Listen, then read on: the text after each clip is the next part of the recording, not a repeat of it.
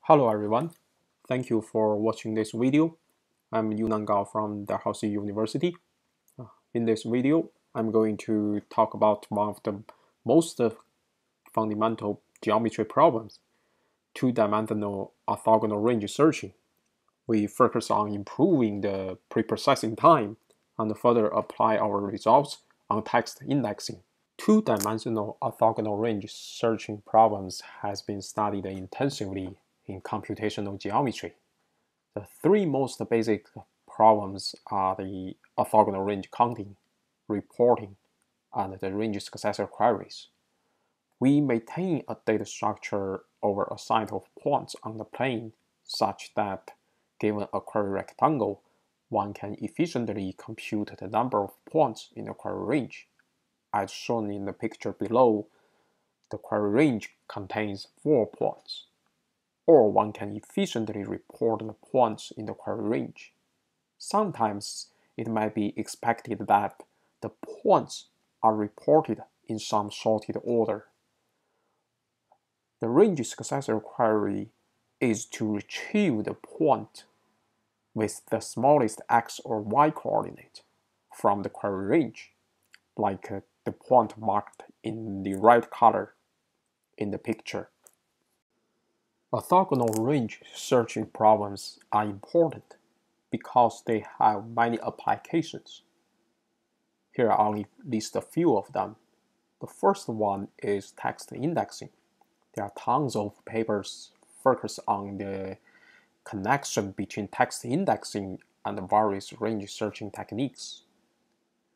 I list 3 of them that related to the problems we were working on. The second one is limposive decomposition, which adopts the techniques of orthogonal range successor queries. The third one is to efficiently construct the Adam consensus tree for a pair of phylogenetic trees. In that paper, they reduced the problem to two-dimensional orthogonal range counting and range successor queries. Most work on orthogonal range searching focus on achieving the best trade-offs between query time and space, and the preprocessing time is often neglected. However, the preprocessing time matters. When a data structure is used as a building block of an algorithm processing plain data, the total running time includes the preprocessing time. On the other hand, when an orthogonal range searching text structure is used as the component of text indexing, the fast construction time is always preferred, especially for the huge dataset from search engines or bioinformatic applications. A fairly recent trend in the data structures is to focus on the construction time in the word run model. The work of Chen and Petrascu is the first that breaks the O(n) log n bound on the construction time. They build a linear space data structure in O(n) square root log n time to answer orthogonal range counting in O log n over log n time. Their ideas were further extended to design an O log sigma over square root log n time algorithm to build a binary wavelet tree over a string of n elements drawn from universe sigma. More recently, the paper published on SODA in 2016 showed how to build a data structure of linear space in O(n) square root log n time and answer a range successor query in poly log n time. The orthogonal range successor result can be applied to achieve new results on limposive parsing. Note that all 3 results here achieving the fast construction time are using linear space. Nakarich and Navarro consider the sorted range reporting problems. They achieved optimal query time with a data structure of O(n) log n to the power of epsilon words for any small positive epsilon. But the construction time is bounded by O(n) log n. In 2016, Zhou solved a two-dimensional orthogonal range successor problem with O(n) log n words, and each query takes O log n time. Obviously, the orthogonal range successor solution can be used to solve the shorted range reporting problem. Again, the data structure of those results requires O(n) log n time to build. We are working on implementing the last two results at the bottom, but try to improve the construction time upper bounded by O(n) square root log n. We might notice that previous results achieved fast construction time by building a linear space data structure. However, both of the last two results at the bottom use a superlinear space data structure, which means that we need to encode more information. Intuitively, the preprocessing time would be slower, which might bring a challenge. Before presenting our solutions, we talk about the computational model adopted. Our work was built upon the word run model with word size W equal to theta log n bits. Under this model, any sophisticated operation on data within a word can be implemented in constant time, because we can use a small universal table of little O(n) bits to store all possible answers in advance. We say a sequence A of n' elements, drawn from universal sigma, is in packet form if the bits of its elements are concatenated and stored in as few words as possible. The preprocessing time over the packet sequence sometimes can be improved. The idea is that under the word run model, any sequence of log n or log sigma elements can be processed in constant time. And we successfully apply this idea to improve the construction time from O(n' to O(n' log sigma over log n for range minimum and maximum queries and predecessor successor queries. Next, it comes to introduce the rank prime queries. Given a sequence A of n' elements drawn from universal sigma, a partial rank operation rank prime AI computes the number of elements equal to AI in the subarray A0i. Here is an example. Say that A file stores the character D and the character D appears twice in the subarray A0 file. Therefore, we know that rank prime A file equals to 2. The result we achieved is summarized here. Suppose that each element can be encoded within square root log n bits. We can build a data structure of a little more than n' log sigma extra bits of space to support rank prime queries in constant time and constant accesses to elements of A. The data structure can be essentially constructed in O(n' log sigma square over log n time. Note that when sigma is small, the construction can be done in sublinear time. Next, we discuss the Born inheritance data structure. The Born inheritance structure was proposed by Chen et al. In 2011. Originally, it is used to solve the orthogonal range reporting problems. So far, it has been adopted in many applications. It is a data structure defined over a multi-array range tree, as shown in this picture. It is a range tree with degree equals to 4. Each node of the tree associated with a list of points.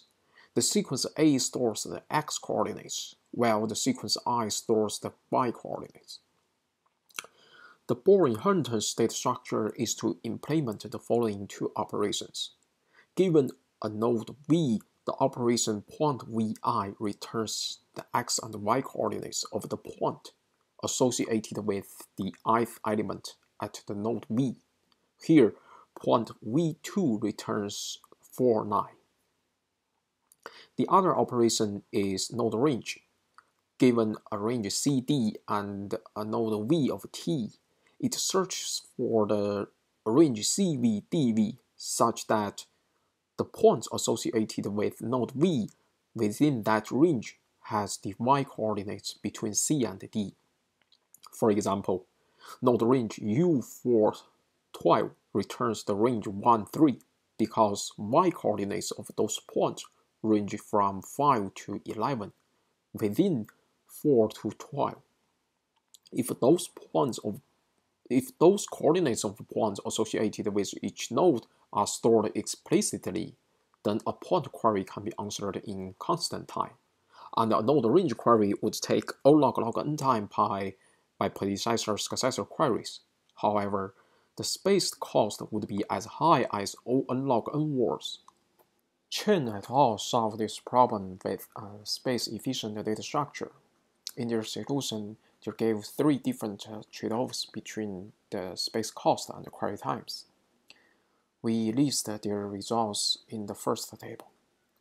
A generalized wavelet tree over a sequence A of unprimed elements drawn from universal sigma can be augmented with Boring-Hunter's data structure, such that if linear space allowed, a point query can be answered in time O log sigma to the power of epsilon.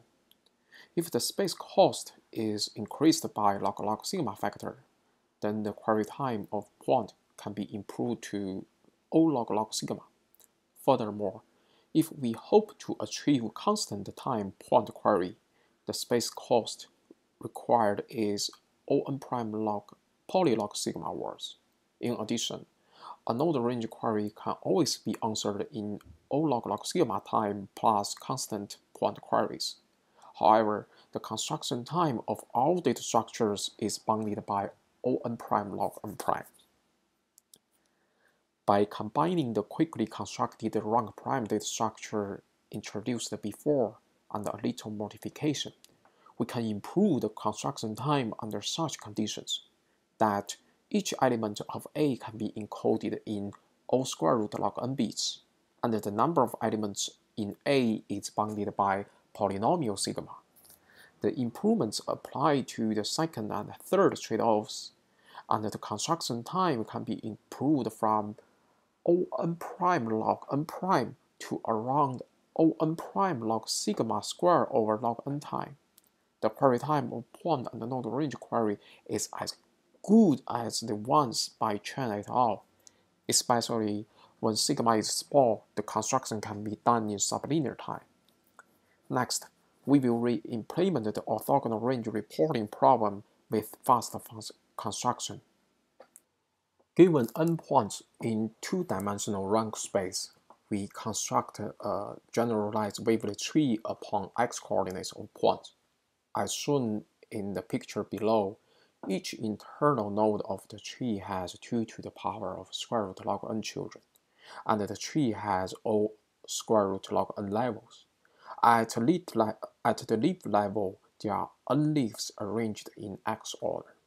Given a query range Q equals to AB times CD, it is split into 3 non-overlapping parts, which are left, right, and the middle. The middle part intersects with the lowest common ancestor marked as node M of the 8th and 5th leaves, while the left and right part overlaps with the child nodes of M on the path from M to the 8th and 5th leaves, respectively. As shown in this picture here, the intersected child nodes are marked as L and R. The left and right part is two-dimensional three-sided range reporting. Taking the left part as an example, the query range is from A to infinity times CLDL, where CLDL can be retrieved by a node range query. As we know, the range maximum query can be adopted to answer three-sided range reporting in this case. We first retrieve the point with the maximum x coordinates. If it is less than A, it means that there is no point in the query range. Otherwise, we can find its original x, y coordinates by a point query and then recursively check the remaining query range. The points in the right part can be reported in a similar way. In the middle part, the universe of x and y coordinates are both reduced. The new x coordinates can be encoded within square root log n bits, and the new y coordinates is the element index of the point sequence associated with the node m. The new query range of the middle part is shown in the picture, which is from height a plus 1 to height b minus 1 times cmdm. Again, the range cmdm can be retrieved by a node range query, where height a and height b denotes the child index of the node L and R. Next, I will talk about how to report points in the middle part by building a data structure in linear time. Suppose that there are n prime points associated with node m. We divide those points along y-axis into chunks of size 2 to the power of 2 times square root log n, and the grid is divided into multiple rows as shown in the picture below. The query range of the middle part is divided into 3 non-overlapping parts, which are top, center, bottom. Especially the top and the bottom part intersect with at most one row respectively. Within a single row, the points can be reduced to the universe 2 to the power of square root log n times 2 to the power of 2 times square root log n. Given such small universe, our Born inheritance structure with fast preprocessing can apply. In addition, by combining our results of range minimum maximum queries over packet sequences, we can build a data structure in linear time to report points from the bottom and the top parts. It remains to show how to report points in the center part. Furthermore, along x-axis, we divided the points associated with node m into 2 to the power of square root log n rows, such that the points with the same new x coordinates are assigned into the same row. As shown in the picture below, the grid is divided into n prime over 2 to the power of square root log n different cells. From each cell, we sample any of the points. In this picture, the sampled points are marked in red color. Note that each point here has a distinct y coordinates. In total, we pick out at most n prime over 2 to the power of square root log n sampled points. Over those sampled points, we apply a known method to build a data structure for orthogonal range reporting. In this case, we can afford a slow constructing structure because of the small number of sampled points. But the known method has to report points in optimal time, which is O log n plus awk, where awk denotes the number of the reported points. When reporting points in the center part, we can adopt the following observation, such that if a sampled point P is in the query range, all points in the same cell that P belongs to are also in the query range. Overall, we construct a data structure of points at the node M in linear time. As the main data structure has O square root log n levels, the construction time is bounded by O n square root log n. We summarize our results in the following table. For a set of n points in two-dimensional rank space, we can build a data structure of O(n) polylog n words in O(n) square root log n time to support orthogonal range reporting in O log n plus awk time. In our paper, we also showed how to achieve the same bound of the construction time for orthogonal range successor and shorted range reporting queries. Note that the data structures are similar to orthogonal range reporting, but they require more levels of reductions. Our results can be also adapted to text indexing problems. We have achieved new results on two text indexing problems, which are list inquiries and position-restricted substring search. After preprocessing a text string of n characters drawn from alphabet sigma, given a pattern string of length p, the list inquiry is to report all occurrences of that pattern in the text, while the position-restricted substring search is to report all occurrences of that pattern in the substring of the text. Here is an example. Suppose that the text is the sentence, to be or not to be, that is the question, and the pattern is th. We can tell that th appears twice in the text at positions 19 and 27, respectively. Given a pair of indexes 24 and 32, the pattern th only appears once within those restricted positions. Recently, Monroe et al. Considered the list inquiry problem. We achieved the same trade-off between the query time and the space cost as theirs. Furthermore, we significantly improved the preprocessing time. When the input text is in packet form, we can build a text using little more space than storing the text itself to support list inquiries in around little op plus octave. The data structure designed by Monroe et al. Requires more than O n log sigma time, while ours only takes O log sigma or square root log n time. About the position-restricted substring searching problem, Biden and Gauss designed a data structure using little more than linear space, and the query time of their result is fast, which is OP plus OC. However, constructing their indexes requires O n log n expected time.